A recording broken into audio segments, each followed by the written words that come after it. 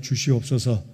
말씀을 듣는 분 가운데 예수 그리스도를 개인의 구주로 영접해야 될 분이 있습니다. 성령 하나님께서 그들의 마음을 움직이시고 주장하시고 예수님을 개인의 구주로 믿어질 수 있는 믿음을 허락하셔서 거듭나 주의 자녀가 되는 복된 말씀과 이 시간 되게 해 주시옵소서.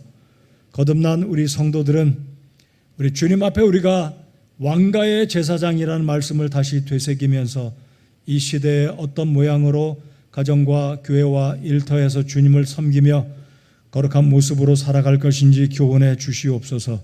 시종을 주님께 의탁드립니다. 예수님의 귀하신 이름으로 기도드리옵나이다. 아멘. 자리에 앉으시겠습니다. 오늘 설교 제목을 주보를 통해서 보셨겠지만 거룩한 제사장으로 살라라는 제목으로 말씀을 전하겠습니다. 우리 옆에 있는 분에게 거룩한 제사장으로 삽시다 라고 서로 한번 상기시켜주고 도전하는 시간 되기 바랍니다. 거룩한 제사장으로 삽시다. 여러분, 지난 코로나 팬데믹 기간 중에 혹시 기억하십니까? 비대면 예배라는 듣도 보도 못한 처음 있던 그 시기에 이 넓은 예배당에 10명 미만, 10명이 채 모이지 못했던, 아마 10명 약간 넘었는지 기억이 좀 가물가물한데요. 이 넓은 예배당에 소수의 인원들이 모여서 예배할 때 아마 그 당시 예배당에 오셔서 예배하셨던 성도님들은 그때 당시 심정이 어떠하셨습니까? 저도 굉장히 마음이 아프고 콧등이 짠해지고 눈물이 왈칵 올라왔던 기억이 있습니다. 자, 그렇다면 예배를 드리지 못했던 그런 가슴 아픈 추억이 우리들에게 있었다면 유대인들의 심정은 어떠했을까? 우리 한번 유대인의 입장에서 한번 생각해 보고자 합니다. 예수님이 오시기 전 주전 586년에 남유다는 멸망을 당했습니다. 성전이 무너지고 쓸만한 사람들은 3번에 걸쳐서 바빌론으로 포로로 끌려가서 무려 70년간을 고향을 떠나 이국 땅에서 살아야만 했었습니다. 자, 이스라엘과 유다가 멸망한 3가지 이유를 말씀을 드려보겠습니다. 이 3가지 원인은 오늘날 저와 여러분에게도 적용이 될 수 있는 말씀이다라고 생각하면서 저와 여러분은 어떤 생각으로 하나님을 섬기고 있는지 생각해 보시기 바랍니다. 자, 남유다와 북왕국 이스라엘이 멸망한 첫 번째 원인은 사람을 의지했다라는 겁니다. 그러니까 유다의 왕들을 의지했을 뿐만 아니라 북쪽에서 시리아와 아람과 아수르가 쳐들어왔을 때 이스라엘 백성들은 이집트를 의지하고 이스라엘 백성들이 이집트의 군사력 파라오를 의지해서 구조를 받으려는 잘못된 생각, 이것이 멸망의 원인 중에 하나였다라는 것. 두 번째는 하나님의 임재를 사모하기보다는 사람이 손으로 쌓아서 만든 성전, 형식적인 종교 의식을 의지한 것이 이스라엘 백성들이 멸망하게 된 또 다른 원인이었다라는 것. 세 번째는 율법을 지키려는, 물론 하나님의 백성들이 오늘 읽었던 에스라 10장에도 율법에 위반되는 행위 때문에 우리 주님께서 심판하셨지만 이스라엘 백성들은 우리가 선민이다, 율법을 지키기 때문에 우리는 적어도 다른 나라 민족보다는 우월하다, 의롭다, 깨끗하다라는 자만의식 때문에 이들이 결국 멸망하게 되었습니다. 자, 이 3가지를 하나로 줄이면 하나님께 등을 돌리고 우상을 숭배했기 때문에 우리 하나님은 계속 기다리셨고 회개할 기회를 주셨음에도 불구하고 결국은 북왕국이 멸망한 이후에 남유다마저도 멸망하게 되었습니다. 그럼에도 우리 주님께 감사드리는 것이 무엇이겠습니까? 우리 하나님은 그래도 남유다 왕국을 보존하시려고, 즉 유다의 자손에서 예수님의 메시아가 오실 것을 우리 하나님이 언약해 주셨기에 그 약속을 이루시려고 남유다 자손을 붙들어 주셨고 이들을 회복해 주셨고 보존해 주셨다라는 겁니다. 그래서 여러분들 구약성경 역사서를 잘 읽어보시면 방금 말씀드렸듯이 남유다가 3번에 걸쳐서 바빌론으로 포로로 끌려가는데 몇 번에 걸쳐서 돌아옵니까? 정확하게 3번에 걸쳐서 돌아옵니다. 그리고 성경을 자세히 면밀히 살펴보시면 끌려갔던 인구보다 2배로 인구 증가가 늘어서 이들이 돌아옵니다.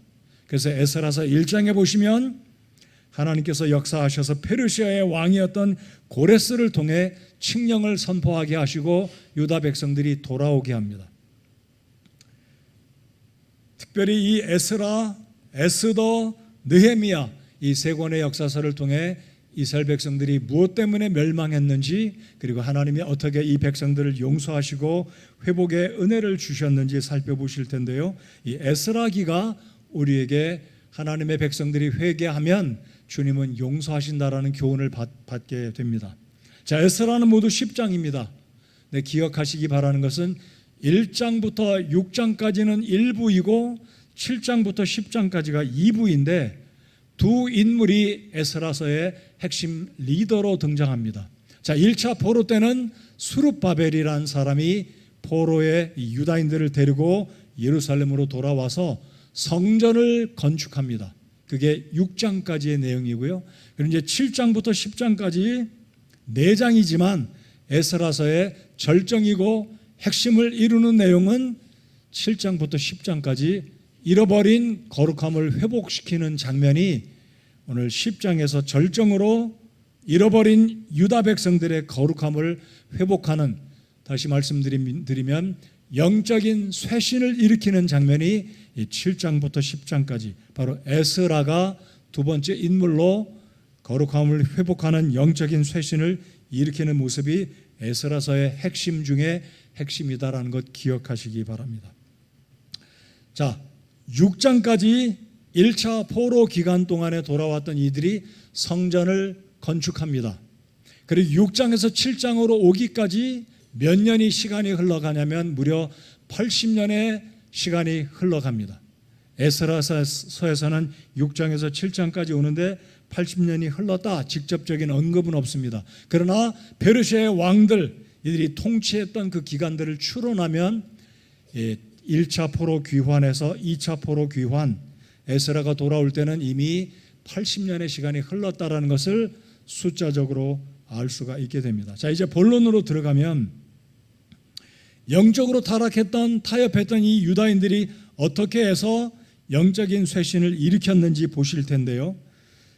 자, 이제 7장에서 10장까지 어떤 문제가 있었는지 간략하게 말씀을 드려보겠습니다. 자, 6장까지 솔로몬이 지었던 성전이 남유다가 멸망할 당시에 바빌론의 느부갓네살에 의해서 성전이 완전히 허물어집니다. 지금 예루살렘에 가면 성전이 없지 않습니까? 그래서 1차로 세워졌던 솔로몬 성전이 완전히 허물어지고 회파돼서 남아있지 않았습니다. 자, 그래서 스룹바벨이 돌아와서 제일 먼저 한 일은 성전을 건축하는 일이었습니다. 근데 그 과정에 르흠과 심세라는 이방인들이 방해 공작을 해서 페르시아 임금에게 편지를 써서 간사하게 유다인들을 모함하는 이 일로 말미암아 성전 건축이 잠시 중단되다가 10수년이 지나서 결국은 성전 공사가 완성이 됩니다. 그래서 유다 백성들이 기쁘게 우리 주님을 예배하는데, 문제는 성전 건축 이후에 어떤 문제가 발생하고 있습니까? 문제는 제사장들과 레위인들과 유다인들이 이방인들과 결혼함으로 거룩한 삶을 잃어버리게 됩니다.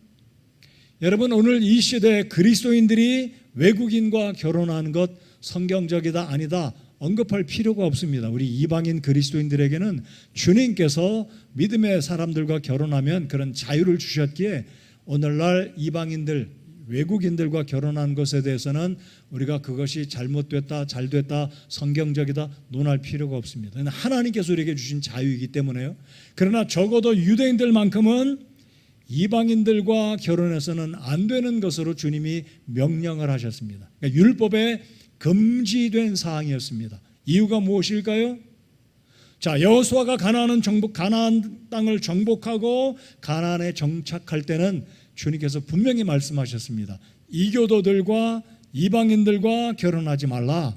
주님께서 특별히 강조해서 말씀하신 장면이 너희 아들들을 이방인에게 주지 말고 며느리들, 딸들, 이방인의 딸들을 맞이하지 말라고 분명히 말씀을 하셨습니다.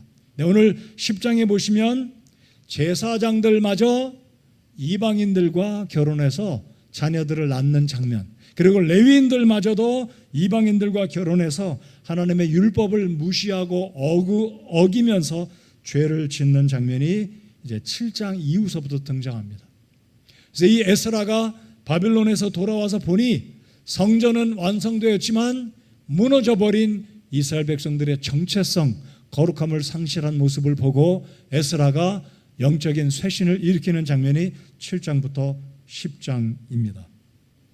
그래서 오늘 설교 제목을 거룩한 제사장으로 살라. 저와 여러분은 이스라엘 백성은 아니지만 오늘 설교 후반부의 말씀을 읽을 텐데요, 베드로전서 2장 9절에 보시면 구원받은 그리스도인들 저와 여러분이 왕가의 제사장이라고 주님은 분명히 말씀을 하십니다. 여러분과 제가 제사장이라는 사실을 믿으십니까? 그렇습니다. 우리는 성전에 가서 피 흘리며 소와 양으로 제사를 드리지는 않지만 구원받은 하나님의 자녀로서 구원받지 아니한 사람들을 위해서 중보 기도해야 되는 이런 사명을, 복음을 증거해야 되는 사명을 우리 하나님께서 저와 여러분에게 허락하셨다는 사실, 그런 측면에서 오늘 우리가 이 시대를 살아가면서 우리가 잃어버린 거룩함을 회복해야 되는, 그래서 오늘 설교 제목을 거룩한 제사장으로 잡았습니다.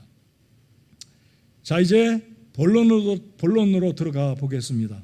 자, 에스라가 발견한 것은 성전은 완성됐지만 정작 더 중요한 이스라엘 백성들이 믿음으로 살아가야 되는 정체성을 잃어버렸다라는 것입니다. 자, 그러니까 이 유대 백성들은 이방 문화와 세속주의와 더불어서 살아가면서 하나님의 백성으로 원칙과 기준을 무너뜨리게 되었다라는 것, 인식하지 못하고 살게 되었다는 것을 기억해야 하겠습니다.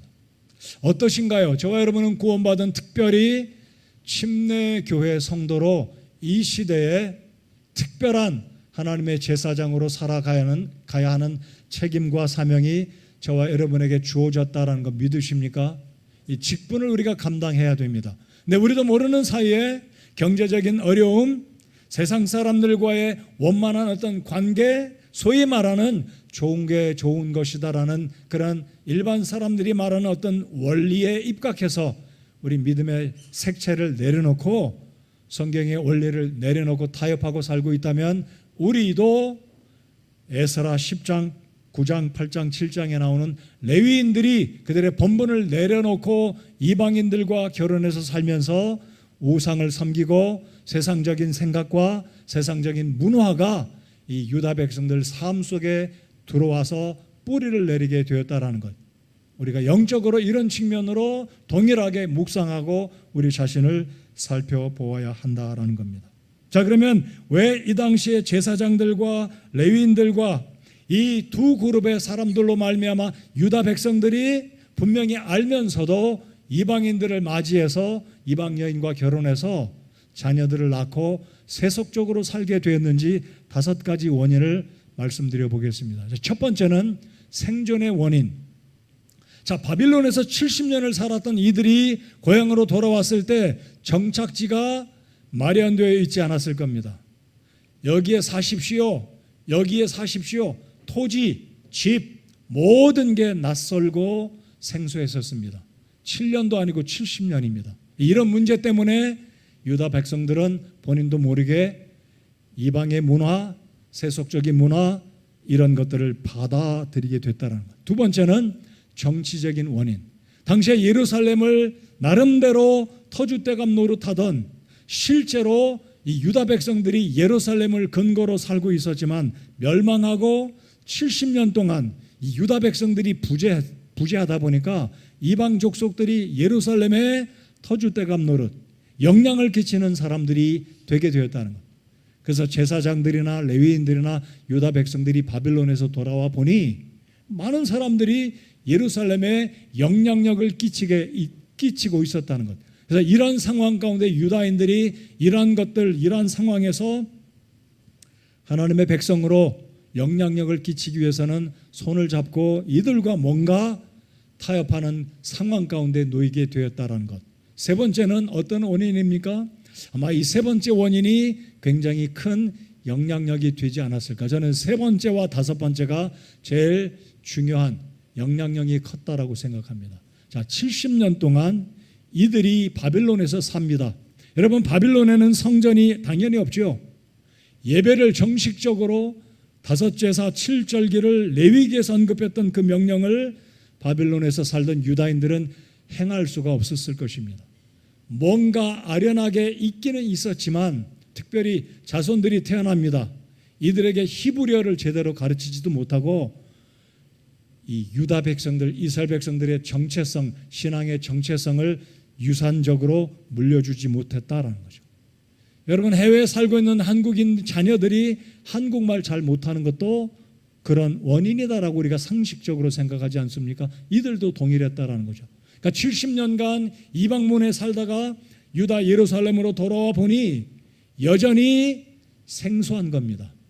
그리고 성전이 딱 준비되어 있는 게 아니라 성전 공사를 하는데 16년 이상, 18년 굉장히 긴 기간 동안에 성전을 짓다 보니까 예배하는 습관이나 문화가 이들에게는 생소한 것이었습니다. 그러다 보니 외국인에게 동화되고 결혼하게 됐다라는 것.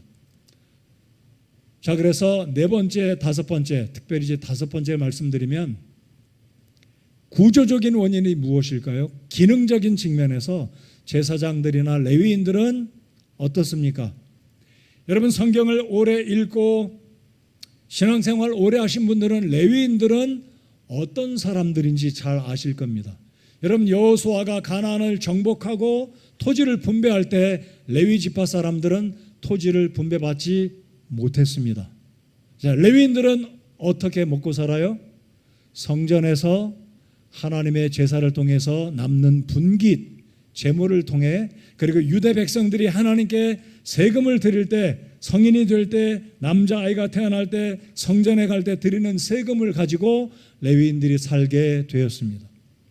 자, 또한 이 레위인들은 유다지파, 이 유다지파뿐만 아니라 12지파 흩어져 있는 곳곳에 살면서 하나님을 드러내는 레위지파로서의 의무와 기능이 있었는데, 유다 지역으로 돌아왔던, 여러분, 이스라엘, 이 북왕국 이스라엘은 멸망해서 돌아오지도 못했습니다. 흩어져 버리고 외국인과 결혼하고 그들의 후손들이 사마리아 사람들 아닌가요? 그래서 정작 말씀드린 것처럼 우리 하나님은 유대인들의 후손을 보존하시기 위해서 유다 자손은 바빌론에서 돌아왔지만 북왕국은 사라졌습니다. 동화되었습니다. 외국화되었습니다. 그래도 그나마 유다 백성들은 돌아왔는데 그마저 레위인들과 제사장은 외국인의 영향으로, 외국 영향으로, 이교도의 문화의 영향으로, 우상의 영향으로 제사장마저 이방 여인과 결혼하고 자녀들이 하나님을 경외하지 않는 이런 상황 가운데 놓이게 되었다는 것. 자, 그렇다면 오늘 이 시대를 살고 있는 저와 여러분은 어떻습니까? 여러분들의 자녀들, 우리의 자녀들은 어떻습니까?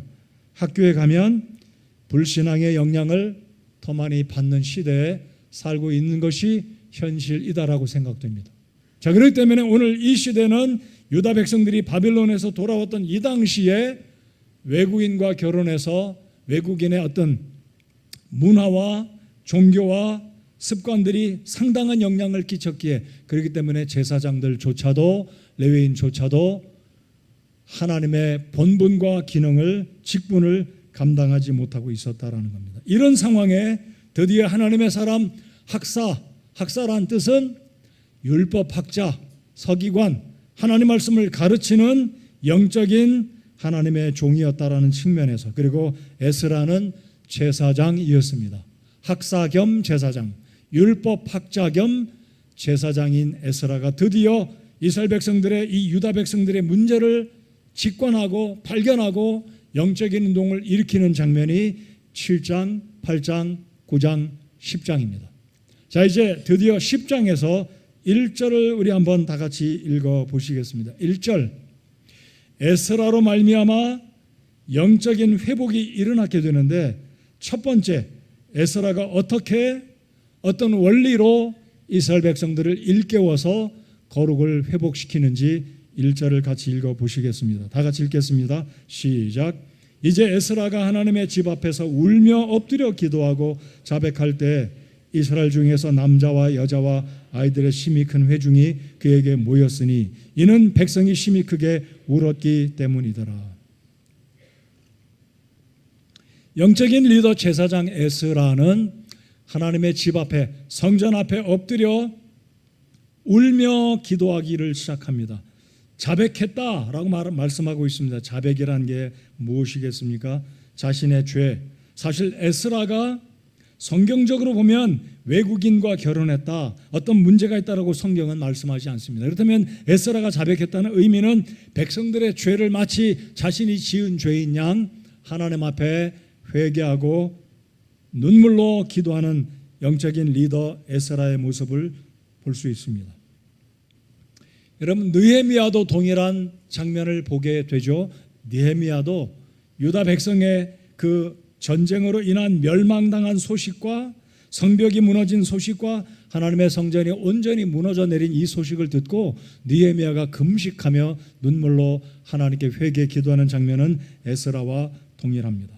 자, 그렇다면 첫 번째로 본문에서 우리가 거룩을 회복하려면 에스라가 어떤 모습을 보여주고 있습니까? 첫 번째, 눈물의 기도가 있었기 때문에 에스라 시대의 거룩함을 회복할 수가 있었다는 사실을 우리가 꼭 기억해야 하겠습니다. 에스라가 먼저 하나님의 성전에서 엎드려 눈물로 기도하자 백성들이 감동을 받습니다. 여기 1절에 보시면 남자와 여자와 심지어 아이들까지도 심히 큰 회중이 그에게 모여서 하나님께 모두 같이 울며 그들의 죄를 바라보고 인식하고 하나님께 회개하게 되었다라는 겁니다. 사랑하는 우리 성도 여러분들, 부모 여러분들, 저도 부모이지 않습니까? 우리가 자녀를 위해서 아픈 마음으로 눈물로 기도하면 하나님께서 회복의 은혜를 주실 것을 믿습니다. 부모 여러분들, 뭐니 해도 자녀를 위한 것은 용돈 두둑히 주는 것보다, 어디 여행시켜 주는 것보다 그들의 스트레스와 문제를 풀어주는 것도 필요할 수 있고 의미가 있겠지만, 제가 믿고 확신하는 것은 주님 앞에 부모가 먼저 우리의 자식들을 위해서, 우리의 손주들의 믿음 회복을 위해서 우리가 엎드려 주님 앞에 눈물로 간절히 기도할 때 하나님이 부모의 눈물의 기도를 들으신다라고 믿습니다. 부모 여러분들, 에스라처럼 민족의 회복되어져야 될 거룩을 위해서 에스라가 먼저 기도할 때 백성들이 함께 모여 주님 앞에 기도하게 되었다라는 것 꼭 기억하시기 바랍니다. 부모된 우리가 먼저, 할머니 할아버지 된 먼저 우리가 주님 앞에 눈물로 기도하면 주님은 우리의 기도를 반드시 들으신다라는 사실을 믿고 확신하십시다. 자, 두 번째로 에스라가 눈물로 기도했을 뿐만 아니라 에스라는 회개와 순종으로 백성들 앞에 본이 되었습니다. 자, 2절을 보시면 그래도 유다 백성들이 희망적이었습니다.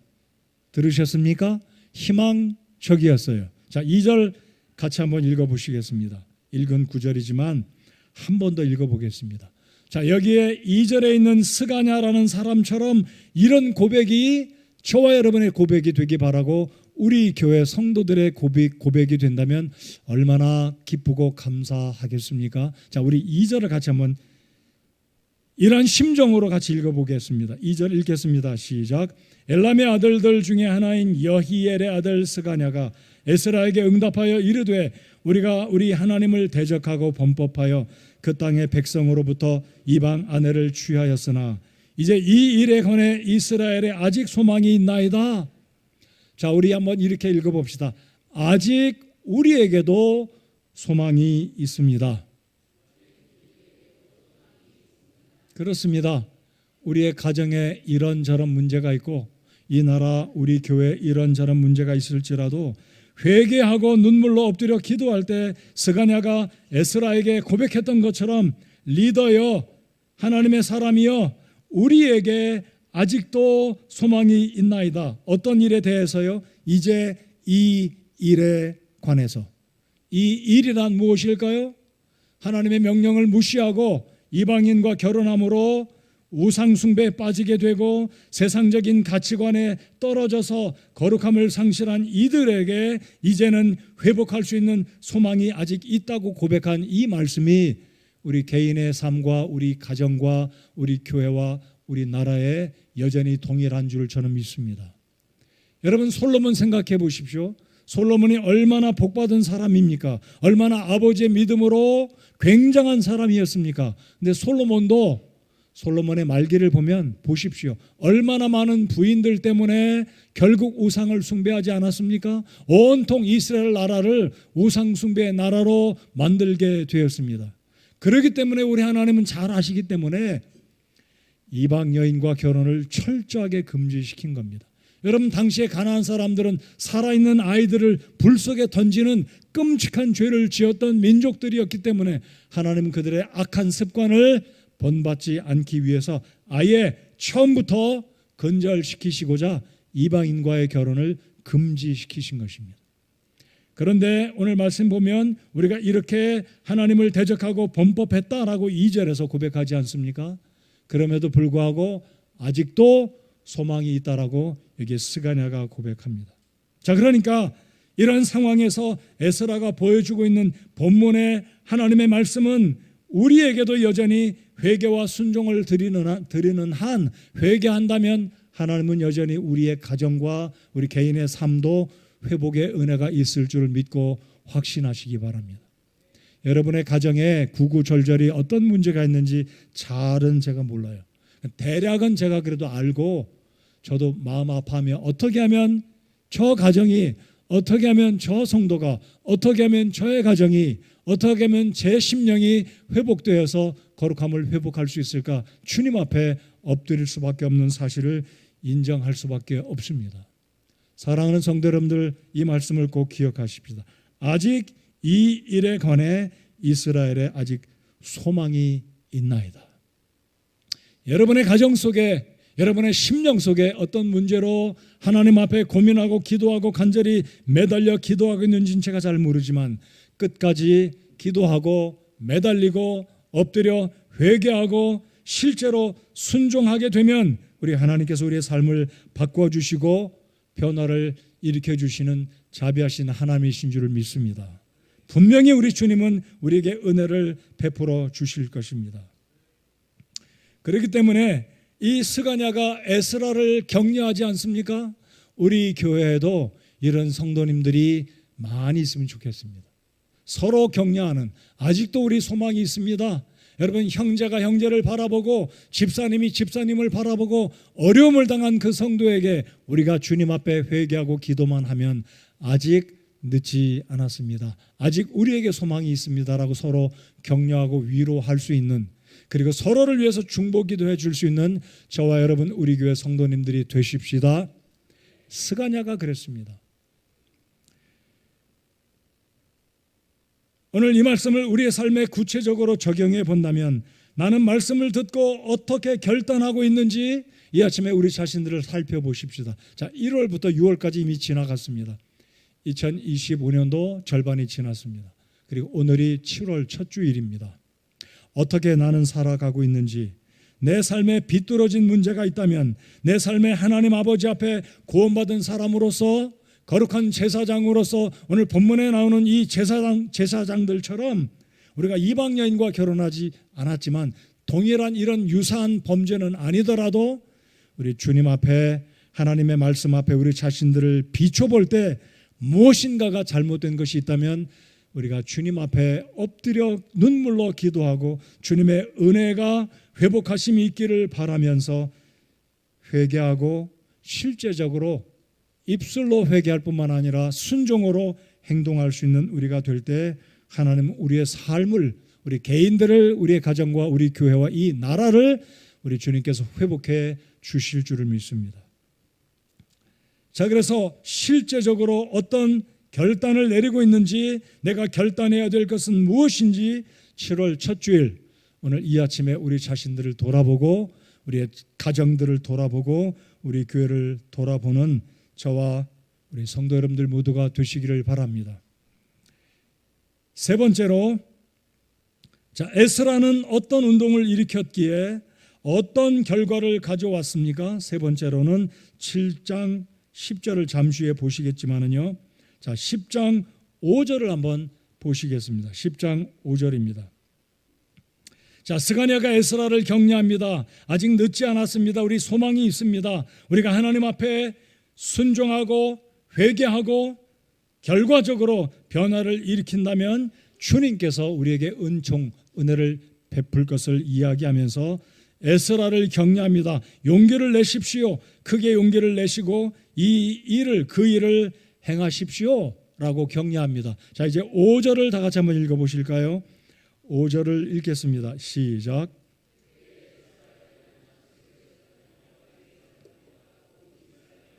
맹세하게 하여 그들이 이 말대로 행하게 하니, 그들이 맹세하더라. 자, 그러니까 유대 백성들 가운데 제사장들과 레위인들을 포함해서 이방 여인과 결혼했던, 하나님 아버지 앞에 타협했던, 타락했던 이들, 거룩을 상실했던 이들이 맹세합니다. 다 이구동성으로 손을 들고 맹세하며 우리가 절대로 하나님 앞에 범죄한 것 회개하고 삶을 변화를 이루겠습니다라고 맹세를 합니다. 자, 그러자 에스라가 일어납니다. 6절에 이 에스라가 하나님의 집 앞에서 일어나, 자, 성전 앞에서 에스라가 일어나서 다시 권면합니다. 자, 이 장면 6절을 보시면 엘리야십의 아들 요하난의 방으로 들어가니라. 그가 거기로 가서 사로잡혀 갔던 자들의 범법으로 인해 애곡하였으므로. 사로잡혀 갔던 자들의 범법, 이게 무엇일까요? 유다 백성들이 애초부터 하나님 앞에 범죄했던 우상 숭배도 회개하였고 돌아와서 이방인과 결혼함으로 하나님의 백성으로 준수해야 될 하나님의 말씀을 위반한 것도 회개하고 그리고 금식합니다. 빵도 먹지 아니하고 물도 마시지 아니하였더라. 자, 그리고 이제 8절에 보시면 누구든지 통치자들과 장로들의 권고에 따라 사흘 안에 오류하지 아니하면 그의 전 재산을 몰수하고 사로잡혀 갔던 자들의 회중에서 그를 분리시키게 하니라. 엄중한 회개와 엄중한 철저한 변화를 지금 촉구하고 있는 것이죠. 여러분, 느헤미야서를 읽어보시면 느헤미야도 동일하게 격분합니다. 어떻게 격분하냐면 이방인과 결혼했던 사람들을 찾아 발견하고 머리털을 쥐어 뽑았다 그래요. 쉽게 말하면 머리끄댕이 잡고 흔드는 거죠. 느헤미야서에 보면 정확하게 그렇게 표현되어 있습니다. 머리채를 잡고 머리털을 뽑았다 그럽니다. 얼마나 이 문제를 당시의 리더들인 느헤미야나 에스라가 심각하게 이 문제를 하나님 아버지 앞에 회개하고 변화를 지금 이루고 있는 것인가요? 자, 이런 선포를 하게 되자 9절에 보시면 백성들이 다 이렇게 반응합니다. 자, 9절 제가 읽겠습니다. 이에 유다와 베냐민의 모든 사람이 사흘 안에 예루살렘 함께 모이니, 예루살렘 중심에 아마 성전 앞으로 다 모이지 않았을까 생각합니다. 이때는 9월 곧 그달 20일이더라. 온 백성이 하나님의 집의 거리에 앉아서, 유다 백성들이 다 모인 겁니다. 거의 다 유다 백성이 모여서 하나님 앞에 회개를 하는데 두려운 큰 비가 내립니다. 두려운 큰 비. 이 비는 그냥 우연히 내린 게 아니라 하나님의 진노하심으로 내리는 엄청난 비였기 때문에 백성들이 이 비를 볼 때, 야, 가뭄이 해결된다, 시원한 비다, 우리에게 필요한 비를 주신다, 이게 아니라 너무나 두려웠습니다. 왜냐하면 이 비가 예상치 않은 비였기 때문에 엄청난 비가 쏟아졌기에 이들이 두려워서 이구동성으로 고백하기를. 자, 이제 11절 제가 읽겠습니다. 그러므로 이제 주 너희 조상들의 하나님께 자백하고 그분께서 기뻐하시는 것을 행하여 이 땅 백성과 이방 아내들로부터 너희 자신을 분리할지니라 하매. 12절 다 같이 읽겠습니다. 12절입니다. 시작.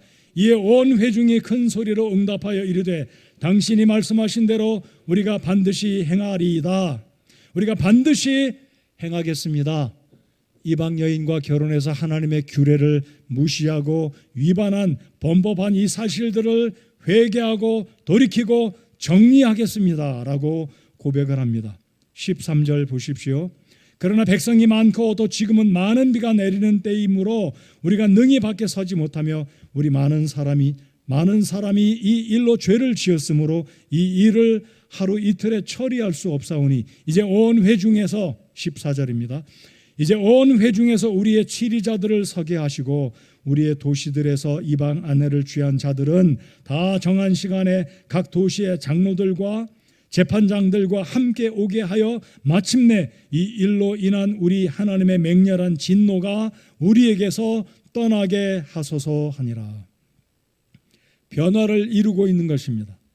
그러니까 말로만, 눈물로만 감정적인 일시에 가슴 아픈, 가슴을 치고 애곡하는 데서 그친 것이 아니라 실제로 순종했고 행동으로 옮겼고, 세 번째, 에스라 리더 제사장은 실제의 결단과 행동을 촉구했습니다. 다 모여라.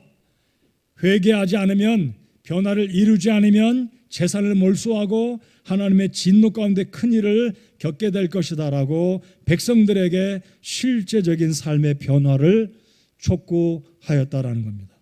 자, 이 말씀을 들었던 유다 백성들은 실제로 리더들 앞에 다 모여서 회개했고 삶을 변화를 이루게 되는 결단을 이루었다라는 것을 오늘 10장에서 볼 수가 있는 것입니다. 자, 우리도 우리 삶의 하나님 아버지 앞에 혹여라도 내가 구원받은 하나님의 자녀로 살아가면서 거룩함을 상실하고 있다면, 거룩함을 상실 중에 있다면 이 문제로 저 문제로 구원받은 하나님의 자녀답게 침례 교도답게 살지 못하고 거룩함을 상실하고 있다면 우리도 실제적으로 주님 앞에 엎드려 기도하고 회개하고 순종의 모습을 실제적인 결단으로 이루어야 할 것입니다. 자, 이제 7장으로 돌아가 보시겠습니다. 7장 10절 말씀을 우리 같이 한번 읽어 보시겠습니다. 여러분이 에스라 7장 10절은 전체 에스라기의 가장 중요한 구절입니다. 7장 10절이 핵심 구절입니다. 거기에 그렇게 써두십시오. 7장 10절 핵심 구절, 키 버스입니다. 자, 9절 10절 같이 읽어보시겠습니다. 앞에 화면을 보시고 읽으시는 분들은 노란 글자를 잘 눈여겨 읽으시기 바랍니다. 자, 읽겠습니다. 시작.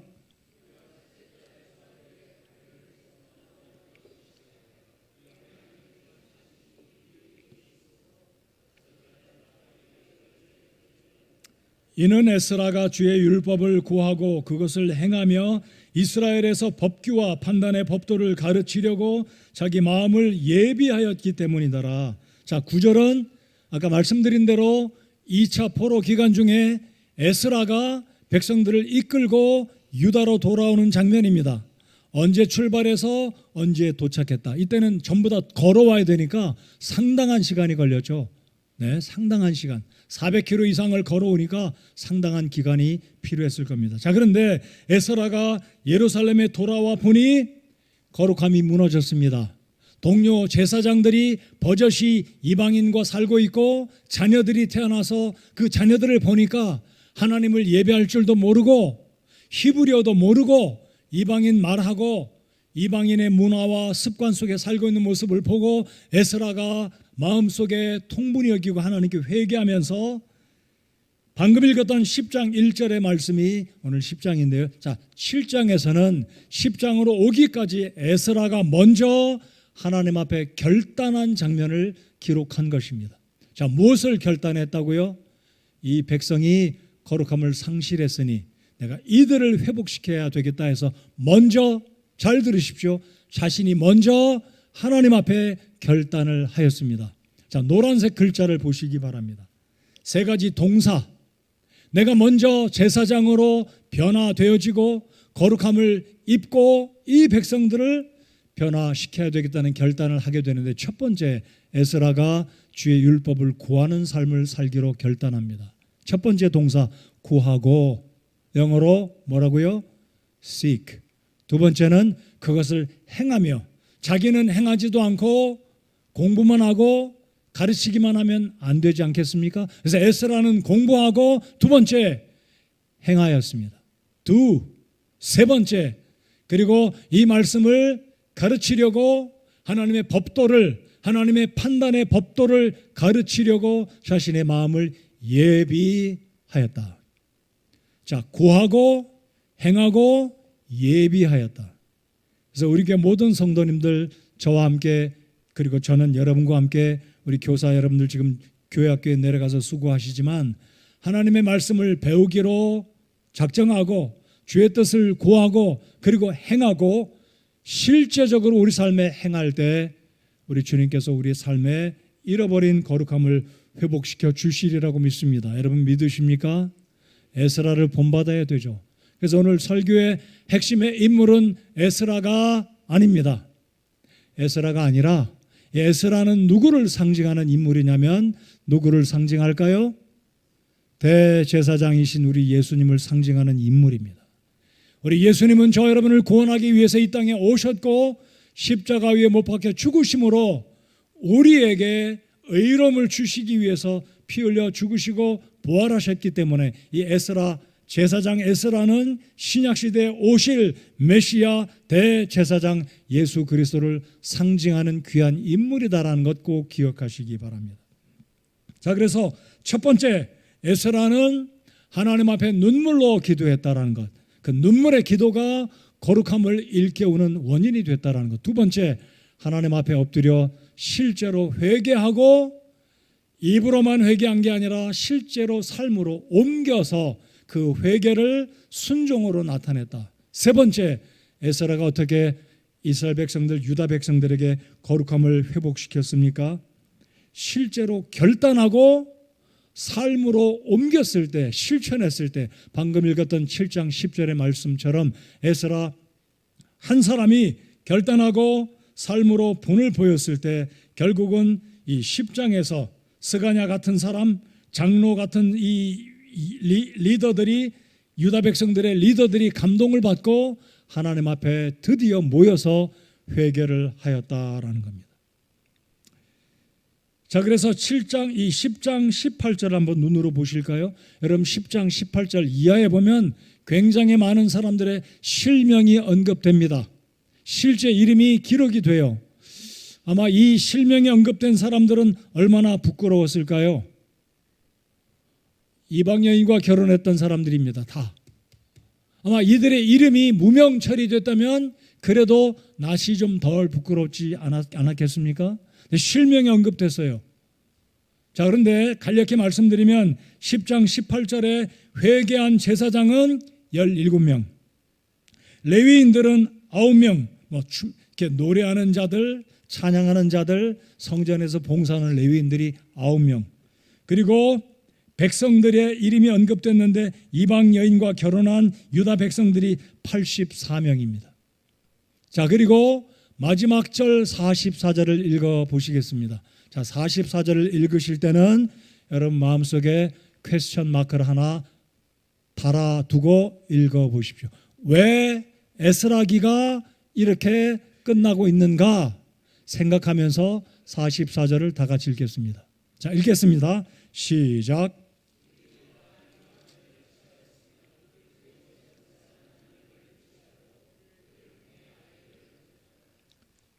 여기 있는 아이들은 누구인가요? 사마리아 사람과 다를 바 없는 혼혈인입니다.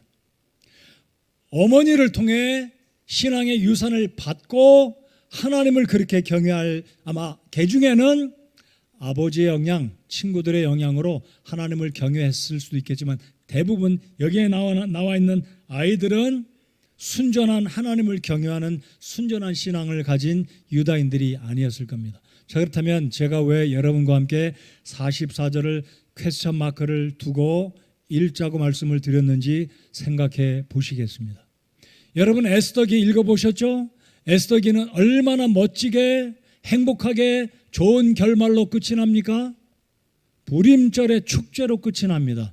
여러분 모르드게가 죽을 뻔했지만 임금의 반지를 받고 하만의 집을 살고 이 페르시아의 2인자로 끝이 납니다.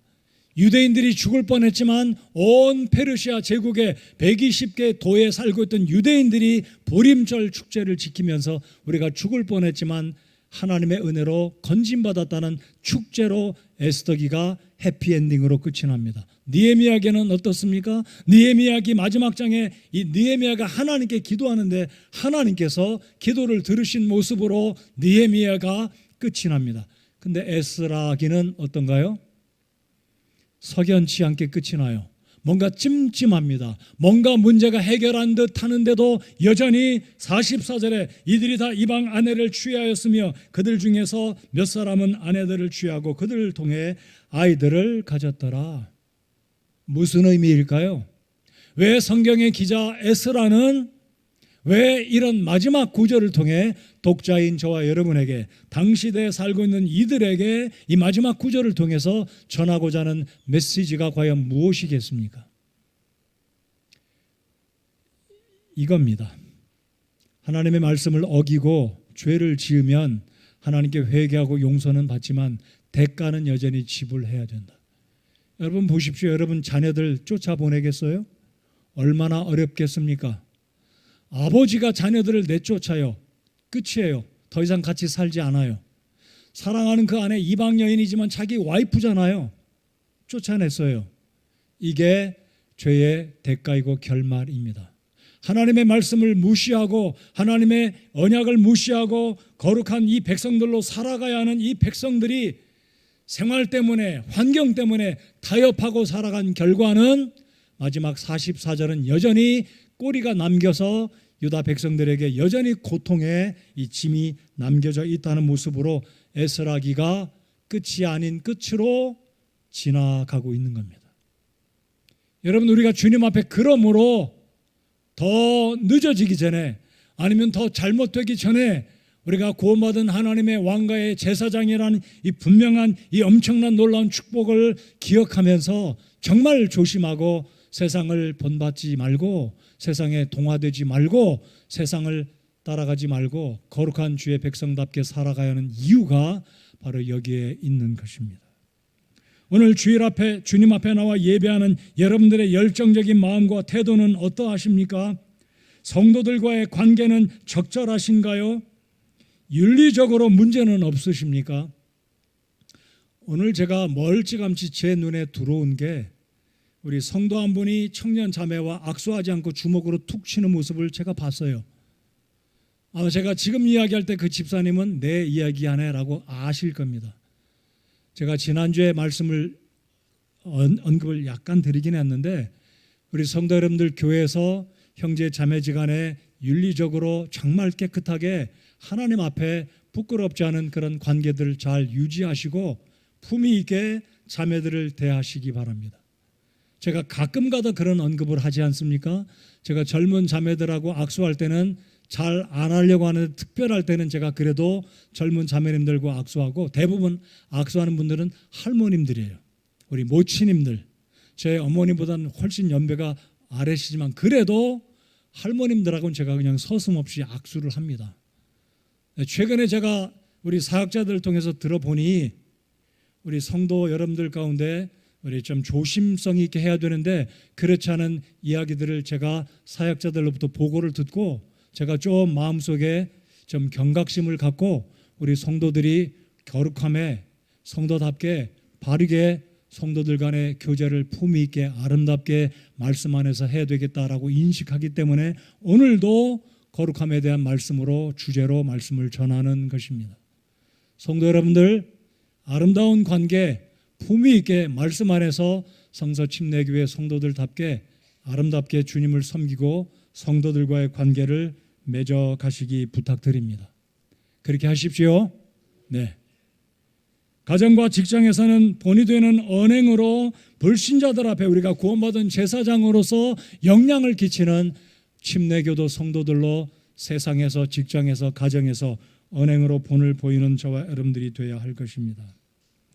우리가 세상에서 직장에서 정말 아름다운 거룩함을 지닌 침례교 성도들로 살아갈 때 우리는 빛과 소금의 역할을 감당하게 될 수 있는 하나님의 백성으로 살아가게 될 것입니다. 자, 히브리서 10장 14절을 열어서 같이 읽어보며 오늘 말씀을 마무리 짓겠습니다. 히브리서 10장 14절입니다. 자, 이 구절을 찾으시면서 예수님은 온전하시고 완전하신 우리의 대제사장이시다라는 것 기억하시기 바랍니다. 자, 10장 14절 다 같이 읽겠습니다. 오늘 구원받지 아니하신 분이 아직 계시다면 이 말씀을 믿고 구원받으시기를 바랍니다. 자, 10장 14절 같이 읽겠습니다. 시작.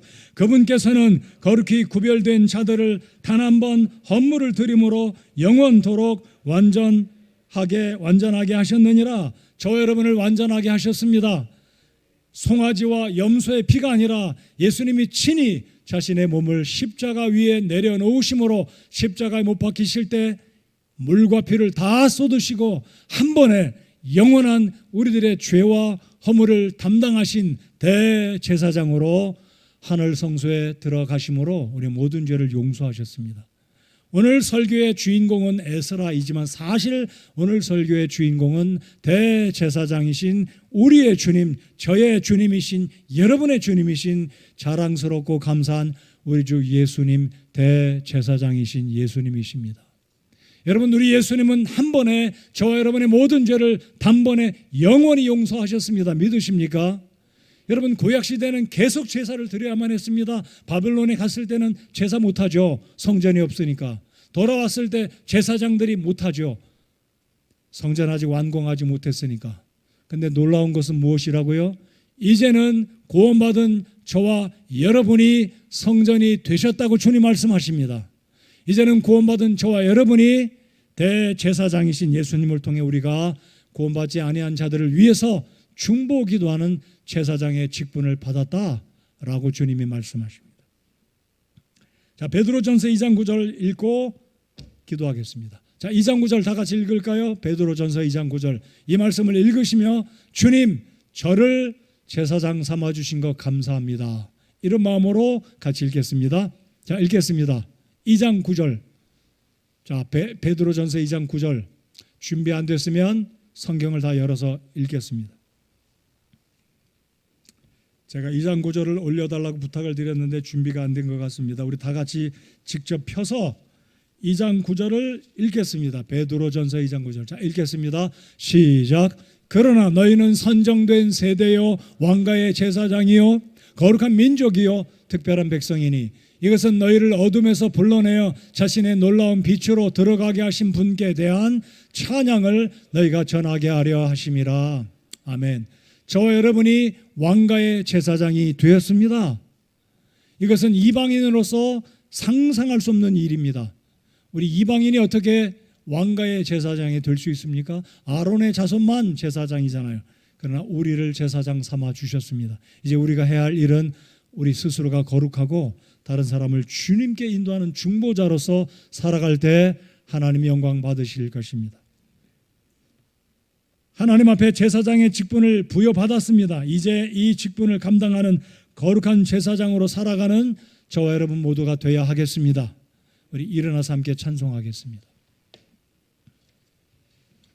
찬송가 395장 하겠습니다.